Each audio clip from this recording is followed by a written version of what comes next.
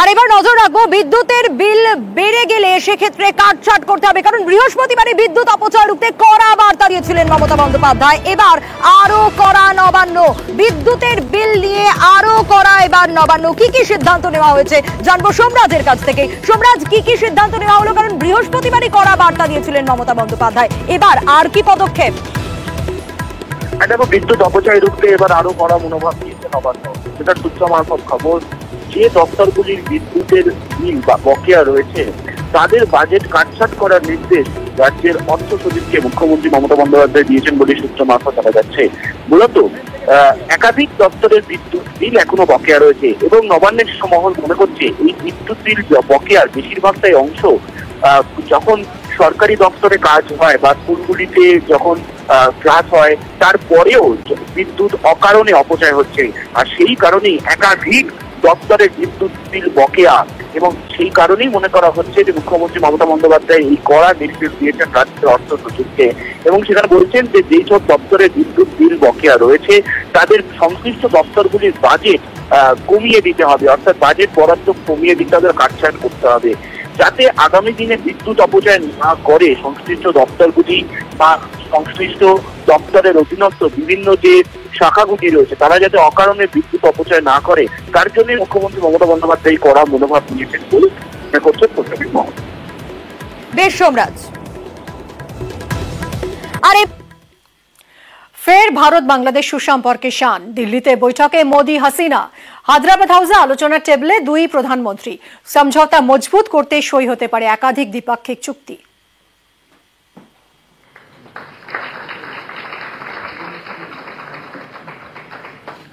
Next, we have the MOU on maritime cooperation and blue economy. Bangladesh हमारी neighbourhood first policy,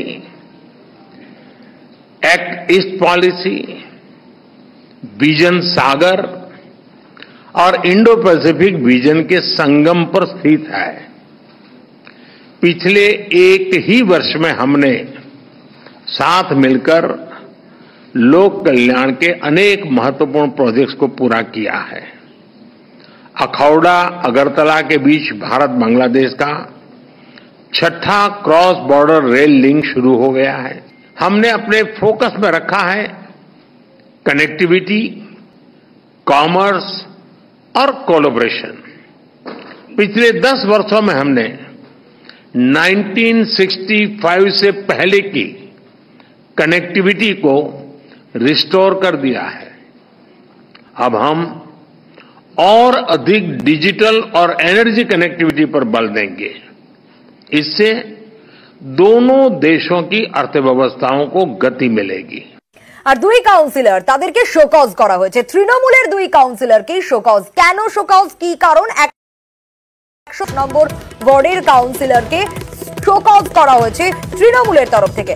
আবিরের কাছ থেকে বাকিটা জানবো। আবির, কি কারণে শোকজ করা হলো এনাদের?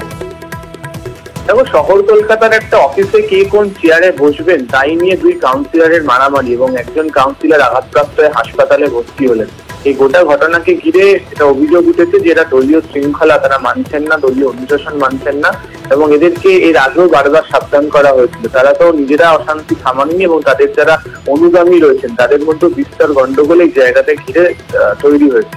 এরই প্রেক্ষিতে তৃণমূল কংগ্রেসের তরফ থেকে দুই কাউন্সিলরকে শোকজ করা হয়েছে। ইতিমধ্যেই অরূপ বিশ্বাস, যিনি তৃণমূলের শৃঙ্খলা রক্ষা কমিটির মধ্যে রয়েছেন, তাকেও দায়িত্ব দেওয়া হয়েছিল দুজনের সঙ্গে কথা বলার পর, কিন্তু বারবার ধরে তারা যে আচরণ করছেন তাকে এলাকা থেকে বিস্তর অভিযোগ এসেছে। এরই প্রেক্ষিতে দুই কাউন্সিলরকে শোকজ করার সিদ্ধান্ত তৃণমূলের শীর্ষ নেতৃত্বের। বেশ আবির।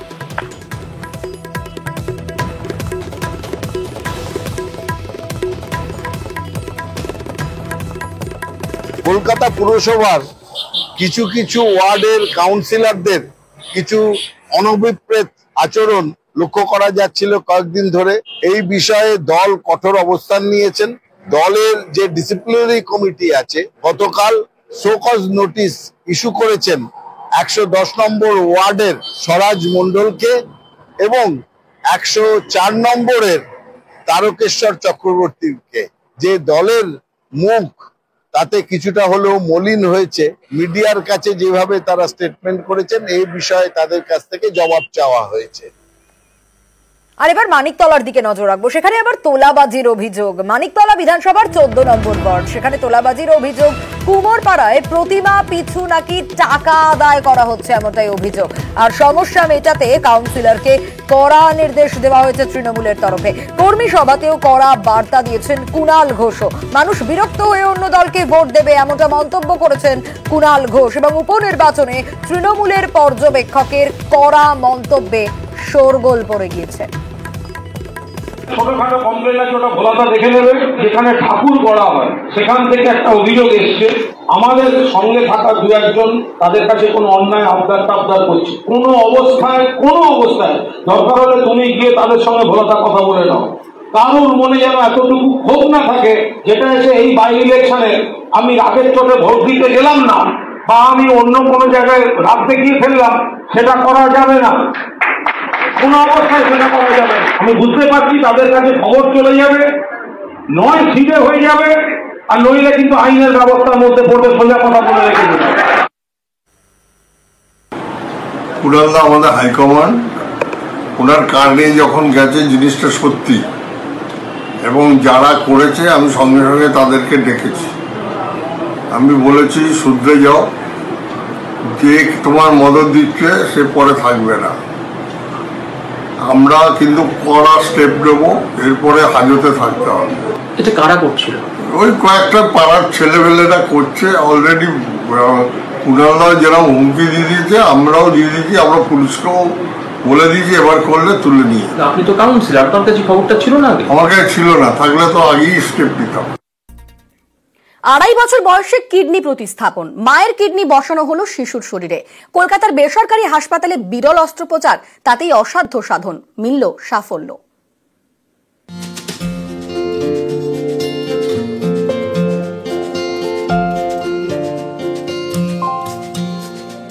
টালিগঞ্জের আদিদেব জন্ম থেকেই নানা জটিলতা। একে অটিজম, তার উপরে কিডনির সমস্যা। কিডনি কাজই করছিল না। বাঁচার একমাত্র উপায় কিডনি প্রতিস্থাপন, সেটাও আবার মাত্র 2.5 বছর বয়সে।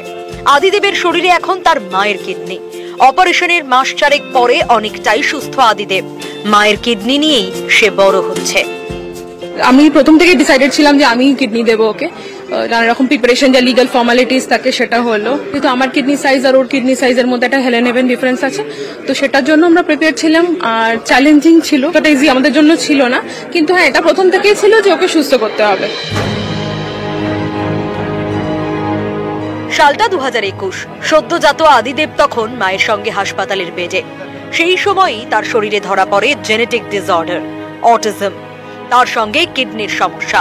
চিকিৎসকরা জানান কিডনি প্রতিস্থাপন করা ছাড়া উপায় নেই। কিন্তু শিশুর ওজন 10 কেজির কম হলে অপারেশন সম্ভব নয়। তাই কয়েক বছরের অপেক্ষা, ওজন বাড়তেই কিডনি প্রতিস্থাপন।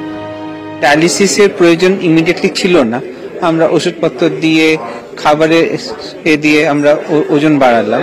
পৃথিবীতে নর্মালি 10 কিলো অ্যান্ড অ্যাবভ হলে কিডনি ট্রান্সপ্ল্যান্ট হয়, যদি সার্জিক্যাল এক্সপার্টাইজ থাকে। সদ্যজাতর কিডনি প্রতিস্থাপন, মায়ের কিডনি বসানো হবে শিশুর শরীরে। চিকিৎসকদের কাছে এই অপারেশন ছিল বড় চ্যালেঞ্জ।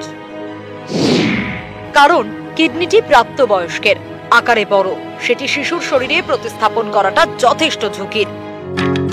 এরকম একটা কঠিন অপারেশনই সফল হয়েছে কলকাতার হাসপাতালে।